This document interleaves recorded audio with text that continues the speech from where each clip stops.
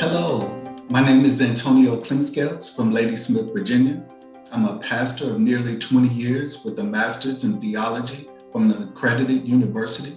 I'm employed with my local school district as a student support specialist, where I apply my training and expertise as an adverse childhood experiences or ACEs interface presenter to help students with trauma overcome and transition to resiliency simply by transitioning brain science into relatable and practical strategies that successfully improves behavior outcomes. You can probably conclude from my vocations as a pastor and in the mental health field, my calling and passion is healing, both mentally and spiritually. The principles are the same and can be applied in every aspect of one's life. Healing relies on one's faith. Regardless of your spiritual belief, faith is the fuel that drives our hopes, dreams, and aspirations. When one's hope is believed to be possible, then we are relentless in our pursuit to manifest the very thing we placed our hope. Therefore, faith unites us to everything around us according to a term I've coined as connectedness. Connectedness is not about relationship building, but rather centers on how individuals can connect with themselves, others, and their environment, as we as human beings need to survive, become whole, and perform at the maximum level in which we were designed. Connectedness is grounded according to an experience I encountered while preparing to adjourn a congregation for morning worship. I invited members to find 3 individuals to hug and declare, I love you. I participated as well and confronted a senior female member on the last pew in the last seat with no one approaching her. I ran up to her, stooped down and hugged her tightly and looked in the whites of her eyes and sincerely exclaimed, I love you. She immediately began to sob in my arms. With a heavy heart, I inquired, what's wrong? Her response changed my life forever. That senior lady uttered in pain, I've been a member of this church all of my life, and this is the first time I've ever been touched. Thus, the definition of connectedness, a feeling of belonging, meaning it is likely and too common to work in the same office building or virtually from home and be in relation to others in proximity or digitally, be a student in the same school or university and be in relation to others academically, attend a congregation in relation by faith belief, but never connect with the people in their environment and feel as though they belong.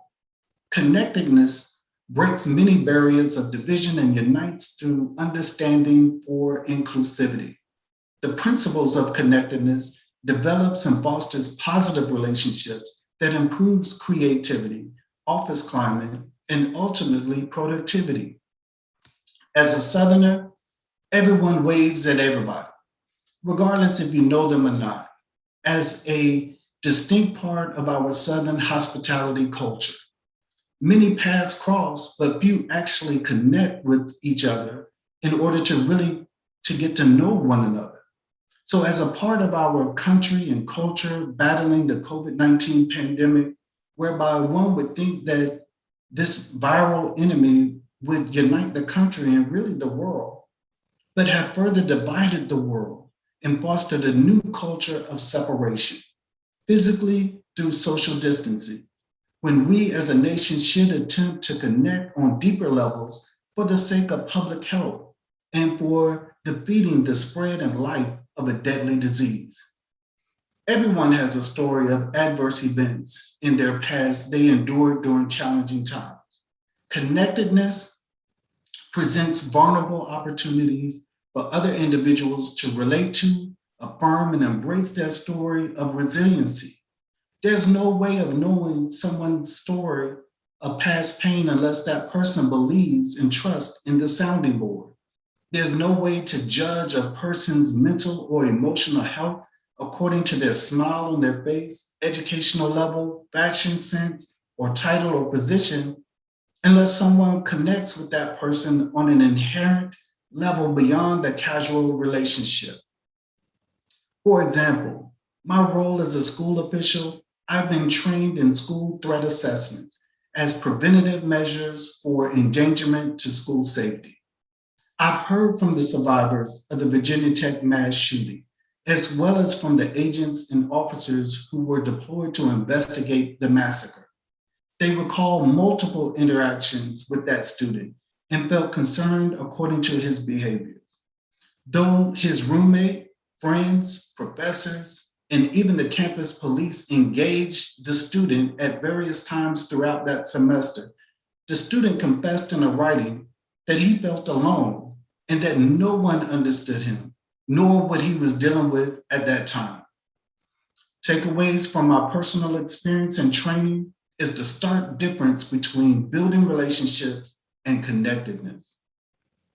For businesses and organizations, it is important to implement office celebrations, birthday recognitions, performance honoring, company anniversaries, office outings and socials, promotion acknowledgements, employee appreciation, nationality or ethnicity awareness and observances as examples of inclusivity and connectedness in order for the staff and team members to learn, connect, and affirm one another independent of their day-to-day grind. Conversely, what can human beings disconnect from? Air, food, water, trees, animals, insects? Believe it or not, even snakes have a purpose. We need every connection created for us as essential to our existence, and the most important physical link is our correlation to other human beings. Regardless of location in the world, language, political view, religious belief, or economic status, we still live in a world filled with billions of people and have yet to master human connections. Even though we're employed with other people, we marry other people, we attend school or college with other people, we worship with other people, we gather socially with other people, and continue to fail at relationships. A key failure is that we focus on building relationships based upon societal norms according to our comfort level as related to our upbringing, environment, and learned views of the world versus attempting to understand the power of connectedness. Connectedness is one's ability to appreciate something for what it is, or to find value in someone else's place or in position in the universe and how they impact one's being. For example, I appreciate and accept the Grand Canyon, the Great Lakes, the Florida Keys, and the Carolina beaches in their respective awe and unique splendor. In order for me to see the granular of its place in the universe to something greater than myself, I don't have to know nor understand how those creations came into existence, but because I experienced them, I can find beauty in its formation, which now elevates my being in view of my universe. There are three principles of connectedness I'd like to share with you today. The first principle of connectedness begins with connecting with oneself. One of my vocations is teaching people about brain development according to adverse childhood experiences.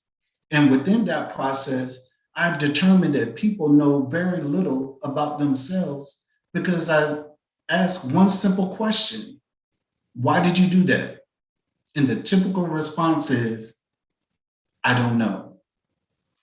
Connecting with oneself requires reflecting on one's life's journey and the many factors and events that shape who you are as a person and what you believe and why, and how you respond to life, people, and circumstances. Knowing what information is stored in your brain and body as a whole is a prerequisite towards being the best owner, manager, supervisor, or employee one can be. The absence of this self identification opens the door to impulse behaviors and decisions, negative thinking, and feeling isolated instead of belonging to the team. Epidemiology studies the enduring effects of adverse childhood experiences. Dr. Rob Anda and Dr. Vincent Valetti are the co-principal investigators of the study, which they call the ACE study. The ACE study is unique because it provides potential to understand how multiple forms of childhood stressors can affect many important public health problems in individuals as adults. The effect of ACEs on the developing brain leads to a higher likelihood of feeling depressed, anxious, or having difficulty concentrating, which often lead to a negative life choices such as abuse, poor health, destructive behaviors, and early death. This idea changes the question from what's wrong with you to what happened to you. Reading the memory chip of stored information in your brain teaches us a lot about who we are, why we are the way that we are, and then we're able to make sound decisions about our course forward so that we're intentional regarding our desired outcomes. For example, understanding why you get mad easily, why you're a workaholic, why certain words and events are triggers for your outbursts, emotional struggles, or lack of trust, and sometimes aggressive nature can be explained.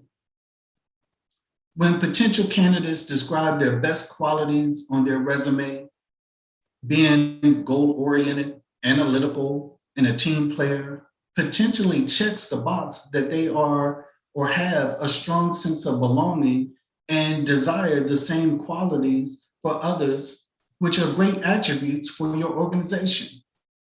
So, the second principle of connectedness is connecting with others.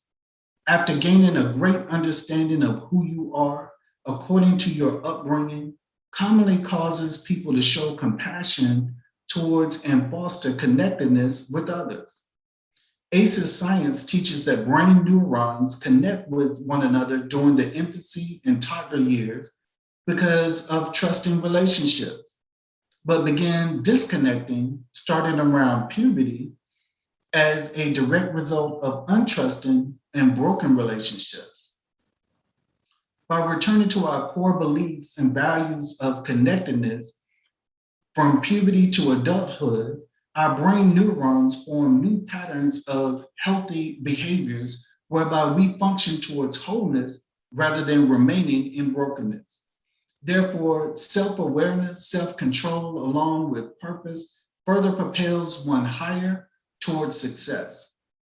When we are confident in who we are according to our purpose, then other people are no longer viewed as a threat, but rather as a key part of our universe, thus producing collaboration, communication, and community, whereby organizations are thriving at optimal trust and growth. The third and last principle of connectedness is knowing and operating in your purpose. If you can envision in your mind all the characters of the DC Comics Justice Leagues of America, such as Superman, Batman, Wonder Woman, Flash, Aquaman, Green Lantern, and there are many more.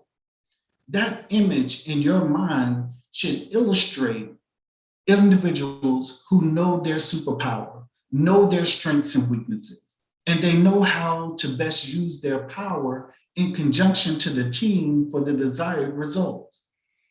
They are all on the same team, working together and for a common goal. Some assignments do require them to conquer alone, but in terms of connectedness, in the same manner, we are commissioned to partner up for the sake of belonging and embracing each other and what they offer to the team. When a corporation, business school, or organization establishes its goals and objectives and assembles their team, everyone is invested in the overall mission. In the distant future, as organizations gather for the grand announcement of achievement of those goals and objectives, how individuals overcame personal challenges, groups maneuvered through tough obstacles, how teams withstood setbacks, but still managed to persevere. When that long anticipated announcement is made, the eruption of elation to finally exhale in celebration arrives. Why? Not because people built relationships in the trenches together, but because of connectedness. What is developed in those collaborative, magical moments is a true sense of belonging. The reason each member can embrace one another in celebration is because they feel as though they are a key part that fits perfectly into a masterpiece and that each member matters. Therefore, with the champagne glasses raised high, a stirring toast of pride of team accomplishment is rendered, and the emotional unison response of "hear, hear" sounds. The real bottom line is not a figure, but the fact that teams will never view each other the same again. Human value is realized. Equality, according to our individual uniqueness, manifest, and community through connectedness is uncovered. Sometimes it takes heated battles, disagreements, and tug of wars to bring out the best in individuals. On the other side of that finish line, those battle scars, won or lost, form lasting bonds of appreciation that endures for years to come. So, in conclusion, connectedness is not a solo act. One becomes resilient, whole, and a better human being through regular positive engagements while operating in our authentic self. We need one another. We gain strength and endurance to achieve our hopes, dreams, and aspirations through frequent engagement and interactions, which connects us to ourselves, to others, and to our purpose. Thank you very much.